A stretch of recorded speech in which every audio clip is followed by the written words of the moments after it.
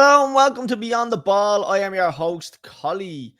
This week I am all on my Toblerone. Unfortunately, the lads are extremely upset that Frank Lampard has made a sensational return to Chelsea. So they've decided to give it a miss. So they don't have to listen to me gloat because, Super Frank Lampard back at Chelsea.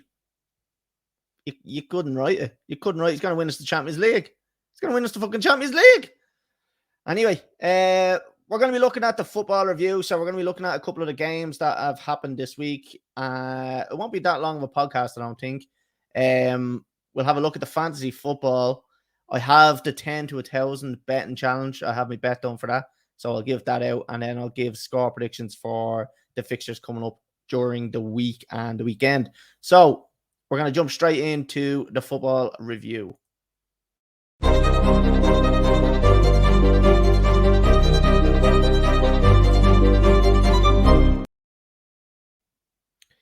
What an absolute fucking calamity to start off. Chelsea versus Liverpool, 0-0. This just summed up both of this team's seasons. Absolutely embarrassing. The standard of football was terrible. Everything about this game was absolutely shocking. It was terrible. There was nothing good to write home about. You could say 2 clean sheets, 2 fucking shit teams. That's what we were looking at that day. Was I surprised? No. I think we ended the podcast when it was halftime. We were watching it last week, myself and Big Paddy, and I said, I have a feeling this is going to finish 0-0, and I was right because the standard of both of the teams was fucking embarrassing. So, not surprised by this. A little bit disappointed we couldn't score, but again, we've been struggling to score for the whole fucking season. We don't have a number 9. We need a number 9. Hopefully in the summer we'll get a good number 9, but for now, shocking. So we'll move on. Next one up was Manchester United and Brentford. Not really surprised by this one. Rashford getting the goal. The only thing I thought might have happened here was they might have seen some more goals from United and possibly an Ivan Toney goal I wanted to see from Brentford. But look, it wasn't to be. Manchester United 1-0 win. Yeah, not much to write home about. On to their next match, which was against Everton, 2-0. Again, wasn't surprised to see a 2-0 win here. Not surprised to see a clean sheet either. Sean Dyche, look, we know what you get with Sean Dyche. He's an absolute long ball merchant, and he's doing the same thing with Everton. And they seem to be getting results. I'm not gonna argue with Sean Dyche. What a guy, what a man. So yeah, 2-0 to United, not surprised. Next one was another embarrassing performance overall. Wolves versus Chelsea. Frank Lampard's first game back in charge. I think we all thought this was going to be the fairy tale return. He was going to come in, turn the team around. He was going to change up tactics. He was going to name different teams or different players. It didn't happen. Chelsea looked poor. Now he did kind of rest players as well because we have a massive game coming up tomorrow against Real Madrid in the quarterfinals of the Champions League. So I understand that, but I still would have liked a win here to go in with a bit more confidence. Look, he didn't have long to work with the team, but he knows the majority of them players. I'm so confused by Chelsea's backline and why we keep putting Koulibaly starting over Badiashile, because in my opinion, Badiashile is probably the best centre half we have after Thiago Silva. So there's something going on in the background because Potter done the same thing, didn't start him, but every time Badiashile is played, he looks so comfortable on the ball. His distribution out from the back is brilliant. So there must be something going on. Must be an attitude problem with him or something, because I can't understand why he's not starting. Again, this game was shocking for Chelsea. Wolves' goal, what an unbelievable goal. The volley was just, it's one of them, you just don't save it. If he doesn't score that, the game finishes 0-0, because they didn't really look like they were going to score after that. So not surprising that nothing else really happened. Chelsea weren't threatening going forward as usual. A great display from nobody, because they were all shocking. And That's the only way I can put it. Chelsea were terrible. Disappointing from Frank Lampard to show that I didn't see a tactical change there anyway. I thought I was going to see a different formation. I don't know if he went like to a 4-4-3-3. It didn't really work. But I'm hoping he's just trying something out, or he was just resting players. I'm going to just give him the benefit of the doubt. That was his first game back, and we have a massive game tomorrow, which is Real Madrid. So that's all I can do. Give him the benefit of the doubt. Other than that, we move on. Next game, and what a beautiful game this was, Liverpool versus Arsenal.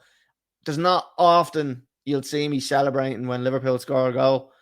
I was in the pub with Connor watching this one, and when I seen that second goal going in, it was a thing of beauty. Nothing worse than Arsenal fans at the moment gloating about how great they are, about how Arteta is the next Pep Guardiola. Couldn't be further from the truth. I think he's a fraud. Arsenal aren't going to win the league.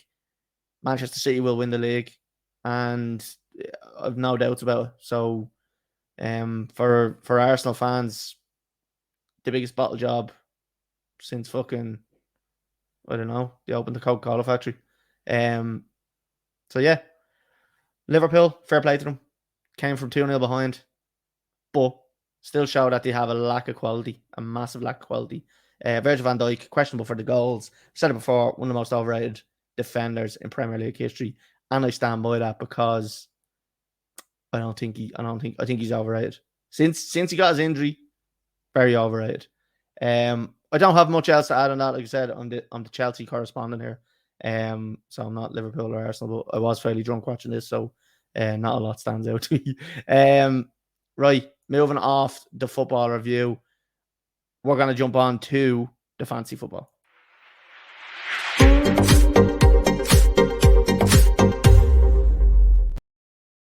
Right, I am going to share my screen so anybody that is watching will be able to see our points. If you are watching on YouTube, make sure you hit subscribe. If you're watching us on Twitter as well, go over to our YouTube, hit subscribe. Follow us on Twitter as well. Like, comment, all that good stuff. If you're listening to us on Apple Podcasts, or Spotify, make sure you give us a 5-star rating. 5 stars, that is, not 4. 5-star rating as well, because it helps us, and I don't know, makes us feel great. Right, fancy football, I'm gonna bring it up first. My team, 54 points average, 61 points for myself, so not too bad. Made 2 transfers, a -4 for me. So in goal, I've made a bollocks of this one. You will see this. Allison in goal, 2 points. Trippier, 2 points. Ben White, absolutely shocking, no points. Ben Chilwell, shocking, no points. Didn't start. Came on for the last 15-20 minutes and did nothing. Rashford, 6 points, but again, he's after getting injured now, so I don't know how bad that injury is. We'll wait and see. Hopefully closer to the time, this will either turn red or else we'll be in the dark again. Kevin De Bruyne, 9 points. Martinelli, 13 points. Odegaard, 2. Ollie Watkins up front. Kane as captain with 18 points. And João Felix shy with 2 points. Made a bollocks of it because one of the lads said, do you not have Haaland in? And I realised that I forgot I took him out and never put him back in. An absolute rookie mistake. So now I'm going to have to do another 2 subs if I want to get him back in. So here's the biggest fuck up. On my bench, Billing, who I brought in about 3 weeks ago, but unfortunately haven't started him since. Started him every week, and then this week is the 1 week I don't start him, and he gets 11 points. Absolutely ridiculous. Of course, I had Kilman on the bench as well, playing against Chelsea. Why would I ever think that he wasn't going to keep a clean sheet against Chelsea? Because I'm an absolute gobshite. So, 7 points for Kilman. Didn't get them because he was on the bench. So, overall, 61 points. Not too bad. A little bit above average, but could have done better. We'll move on to one of the lads' teams here. So, we'll have a quick look at... That is the league table. So, 1 second. We'll have a look at Big Paddy's team and see how he fared out. I am still top of our 3-man table with 37 points ahead of Paddy.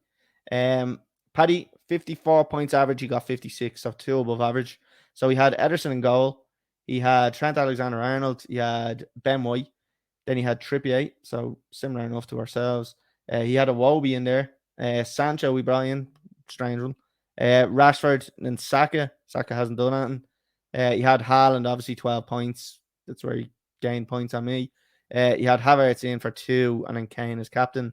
And on the bench, he had Shaw, who was injured, De Silva, and Armate.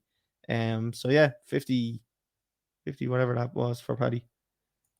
Connor's team. Connor's actually done really well this week. 74 points. Pope in goal with 11 points. Jesus Christ. Then he had me, not myself, but Ben me.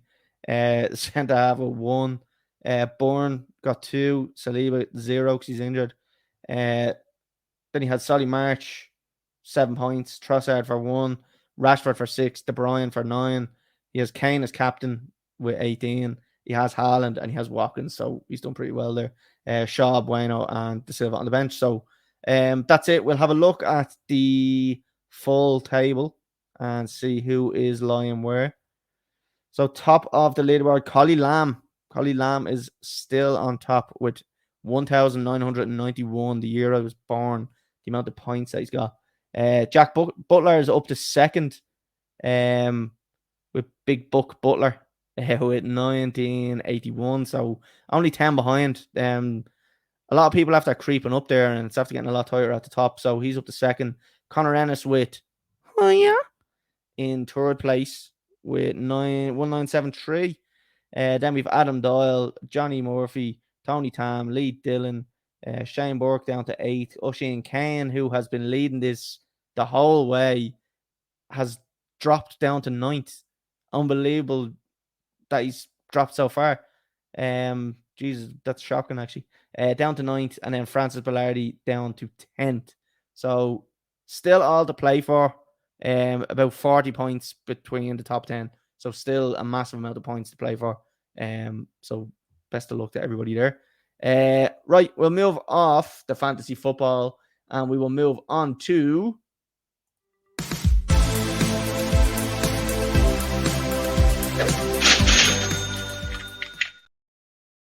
is the betting challenge. So let me just pull up. I've done one bet. Like I said, we are going from €10 to €1,000. We're gonna try do it. I'm gonna try do it slowly.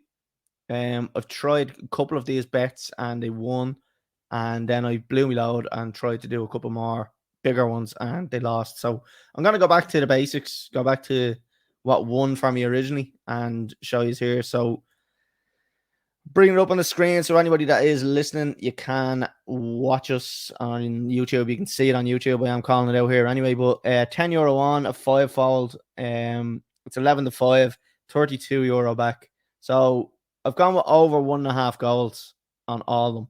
So I've got NAC Breda against William too. Again, pronunciations are going to be fucking shit here. That is in the Dutch league, the second division or whatever you call it. So then we've got VVV Venlo against Eindhoven, over 1.5 goals. Then we've got Den Bosch against Helmond Sport, over 1.5 goals. Schalke versus Hertha Berlin, over 1.5 goals. And Shamrock Rovers against Shelbourne, over 1.5 goals. So a tenner on that, €32 back, and then we put our €32 on the next bet. I mean, don't hold me to this, but it's a fucking guarantee. So that's all we have on that one. So we're going to move off that, and I'm going to move on to the predictions.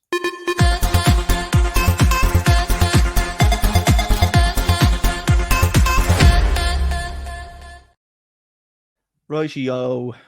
First match up, Real Madrid versus Chelsea. Tomorrow night at 8 o'clock. This is a tough one.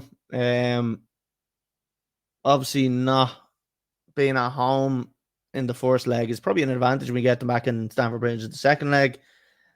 Do I think we're going to win this match? No. But do I think we're going to get bashed? No. I think people are hyping up Real Madrid to be unbelievable world beaters. At the moment, they're not. They're about 12 points behind Barcelona in La Liga. Manchester United knocked Barcelona out. Don't see why we couldn't do this. So I'm not that fearful of Real Madrid as such. I'm more fearful of an individual Benzema who could probably tear us apart if he wanted it. Depends if we can keep him quiet or not. If we can, I think Chelsea could get results. Maybe not a win, but a draw in my eyes would be a successful game there. And then get them back to the Stamford Bridge and beat them, because that's what I think we're going to do. Or if we can get 2 draws and just get the penalties, I'll be happy with that as well. So I do think we're going to turn them over. I think N'Golo Kante is going to play a massive part in this game. Thiago Silva is back training. I just don't think he's going to be fit for this match. Everyone else seems to be fairly fit. I don't see us having much problems with squad selection. The only problem is scoring goals, and that again, that's been our problem all season. Are we going to go with Havertz up top, or are we going to go with maybe Joe Felix, or are we going to play Sterling? Like, I'd like to see Sterling go through the centre. He's done it before, done it for Man City, scored a couple of goals, so why not try that? It'll be interesting to see, but I do think, if I have to give a score prediction on this, I think, look, I'm going to say a 0-0 draw here, and I'm going to hope that Chelsea can just absorb all the pressure that's going to be put on them, defend like heroes, and just hold the game up, and that's all I can hope for. And if I got a 0-0 draw, I'd be absolutely delighted. So I'm going to go with a 0-0 draw on this one. Bit boring, but that's what I hope happens. Next game is Thursday night, Manchester United versus Sevilla. To be fair, I actually see Manchester United probably getting to the final of this competition, if not winning it. Arsenal gone is a massive thing for them as well. Good for Arsenal as well, in a way that it kind of allowed them to concentrate in the league, but they're after fucking that as well now. So they're gone, they're fucked. So yeah, I think United will beat them, and I think they'll probably beat them 2-0. And I'm gonna say, I think Rashford will be injured. I'm gonna say Martial, because Martial's come back, and I could see him starting to hit a bit of form now, and maybe this will be where everyone starts going, okay, Martial maybe is the player that people were thinking he is. Next one, Chelsea and Brighton again. I don't see much in this game. I see Chelsea winning it, but nothing special happening. I'm going to say a 1-0 win for Chelsea, and I'm going to say Kai Havertz to score, because it seems like the only one that's doing it. Next one, Manchester City and Leicester. This one I think is an interesting one, because Leicester have just appointed Dean Smith alongside John Terry as the coach. But Manchester City need to win every single game from now to the rest of the season, or else they're going to fuck it up. So do I see Manchester City winning this one? Absolutely. I see them absolutely spanking them. I just think they're going to beat them, because Man City really, really need it. This is the way that it's going to go in the league now, where you're going to get teams that are really struggling for points, like the likes of Leicester. It shouldn't be a tough game for Man City, but they're struggling for points, so they need to win this game, and both teams need to win the game. So it's not just one team needing it. So it's going to be a very competitive match. You don't have many teams that are sitting in the dead zone at this stage, where they don't really have anything to play for. It seems like there's action going on all over the table. So, yeah, look, I still think City are way too good. Leicester at their best versus Man City at their best. It's 100% Man City. So I'm going to say a 4-0 win for Man City. And I'm going to say Haaland to score 2 in that one. Next one, West Ham versus Arsenal. Now, you could say that might have that draw against Liverpool might have deflated Arsenal, but to be honest with you, it's probably going to spur them on a little bit more. They know they can't drop one more point. That would be catastrophic. They're already top by 3 points. They're top, but if Man City beat them and win their game in hand, Man City have a better goal difference and go ahead of them in the league. So the league is actually in Man City's hands at the moment. So I don't think Arsenal are going to want to drop any points here. I don't think they're going to. I think they're going to beat them 2-1. And I'm going to say Saka to score, because he's due a goal now. There's been a few games where he hasn't really done much. So Let me see. Next one we have is Nottingham Forest versus Manchester United. Again, it's one of them games. Do I see past Man United? No, I think Man United will win this one comfortably. Not too much. I don't think it's going to pop up here. Forest haven't been great this season. Like I don't know. Like they've been very disappointing in my eyes. Apparently he's being backed. The manager's being backed. I don't know how true that is. When you spend that much money, you've got to do something. So look, I don't know. I see Manchester United getting a win here. I don't think it's gonna be a cagey game. I think it's gonna be a comfortable win. I'm gonna say a 2-0 win for United. It might not sound that comfortable, but I think when you see the match, you'll see it's comfortable. They'll probably take an early lead and just control the game, and then maybe get a second in like the 70 or 80 minute and then just dominate the game. Then I wouldn't say there's going to be anything happening. So 2-0 to United, and let's go with Bruno to score. Last game and last bit of the pod is Leeds versus Liverpool. Again, Liverpool will be on a bit of a high after kind of getting that result against Arsenal. But what always happens with Liverpool, and this season in particular, they get a brilliant result, and then next week they go out and they get spanked. Now, Leeds are only coming off a 5-1 loss against fucking Palace, which is embarrassing. Leeds need the points more than Liverpool do. So I can see Leeds causing an upset here, and I think they might beat Liverpool 2-1. And I'm going to say Cock to score, because everyone loves Cock.